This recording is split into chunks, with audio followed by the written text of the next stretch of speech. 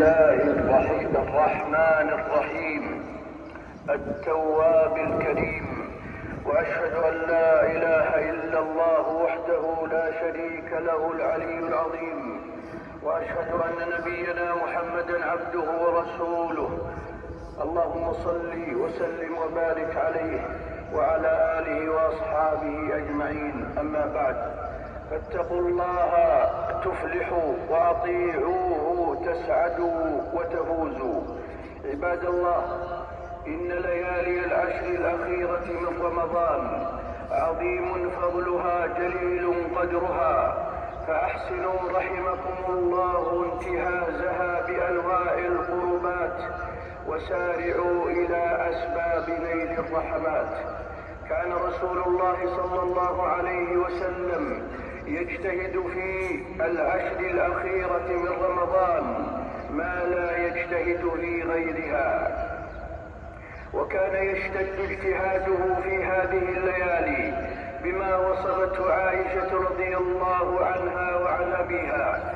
كان رسول الله صلى الله عليه وسلم إذا دخلت العشر شد مئزره وأيقظ أهله وأحيا ليله. فيا عباد الله، لا تضيعوا أوقاتكم، واحرصوا على اغتنامها بأنواع الطاعات من ذكر وتلاوة وصدقة وصلاة ودعاء. لا تفوتوا ليلة من لياليها لتوفقوا بتوفيق الله وعونه وتسديده لليلة القدر التي هي خير من 1000 شهر. قال صلى الله عليه وسلم: تحروا ليلة القدر في العشر الأواخر من رمضان. فلا تضيع أيها المسلم هذه الليالي، وفيها الأجر العظيم والفضل الجسيم. قال صلى الله عليه وسلم: من قام رمضان إيمانا واحتسابا غفر له ما تقدم من ذنبه. فاجتهدوا في هذه المواسم الثمينة والأوقات الفاضلة، فمن جد واجتهد فاز وسبق. في الحديث القدسي: يا عبادي إنما هي أعمالكم أحصيها لكم ثم أوفيكم إياها، فمن وجد خيرا فليحمد الله، ومن وجد غير ذلك فلا يلومن إلا نفسه. فمن الحرمان المبين أن تفوت أيها المسلم ما تفضل به الله جل وعلا على عباده من أسباب الخيرات وسبل تكفير السيئات ورفعة الدرجات. روي عن النبي صلى الله عليه وسلم أنه قال في شهر رمضان: فيه ليلة خير من 1000 شهر، من حرم خيرها فقد حرم. وصححه بعض المحدثين. ومن التوفيق في هذه الأشهر أن يحيي العبد سنة الاعتكاف ليأنس بعبادة ربه ويخلو لمناجاة إلهه وخالقه، فما ألذها من لحظات وأمتعها من أوقات. جاء في الصحيحين أن رسول الله صلى الله عليه وسلم كان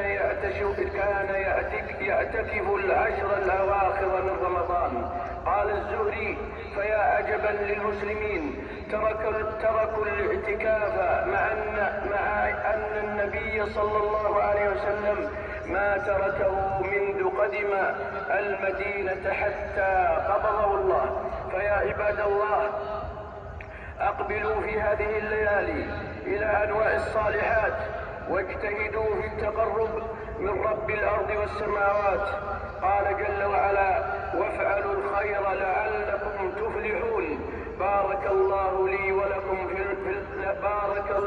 لي ولكم وللمسلمين في الأوقات، ونفعنا بالعظات، وأعظم لنا الدرجات، وكفر عنا السيئات.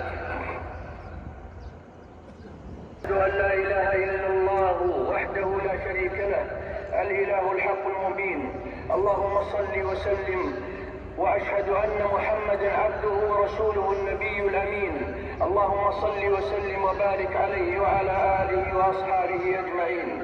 أيها المسلمون، ومما يجب على المسلم في نهاية الشهر زكاة الفطر، ووقتها الفاضل قبل خروج الناس إلى العيد، ويجوز تقديمها قبل العيد بيوم أو يومين، ولا يجوز تأخيرها إلى ما بعد صلاة العيد.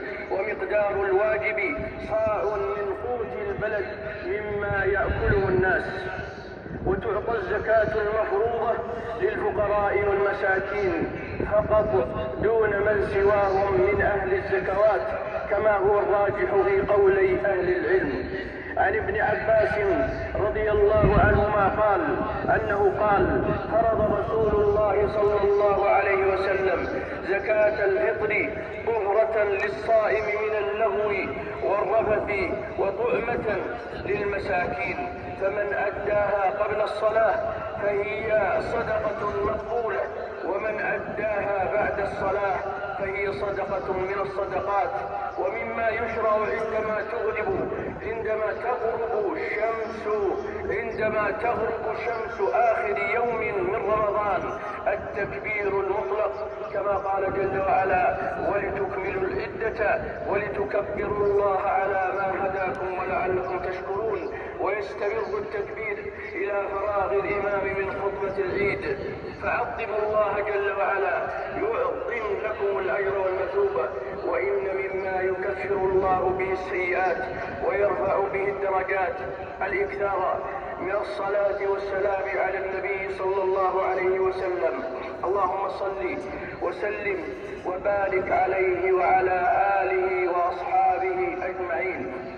اللهم وفقنا لليلة القدر واجعلنا ممن فاز بعظيم الأجر يا ذا الجلال والإكرام. اللهم اغفر للمسلمين والمسلمات الأحياء منهم والأموات. اللهم فرج هم المسلمين. اللهم اقض الدين عن المدينين. اللهم اشف مرضانا ومرضى المسلمين. اللهم وفق ولي أمرنا وولي عهده. اللهم وفقهما بتوفيقك. اللهم سددهما إلى كل خير يا ذا الجلال والإكرام. اللهم وفق جميع ولاة أمور المسلمين لما فيه خير رعاياهم. اللهم أغثنا، اللهم أغثنا، اللهم أغثنا. اللهم أنزل علينا الغيث ولا تجعلنا من القانطين. اللهم أغثنا وأغث جميع ديار المسلمين يا ذا الجلال والإكرام. اللهم تقبل منا إنك أنت السميع العليم. وآخر دعوانا أن الحمد لله رب العالمين.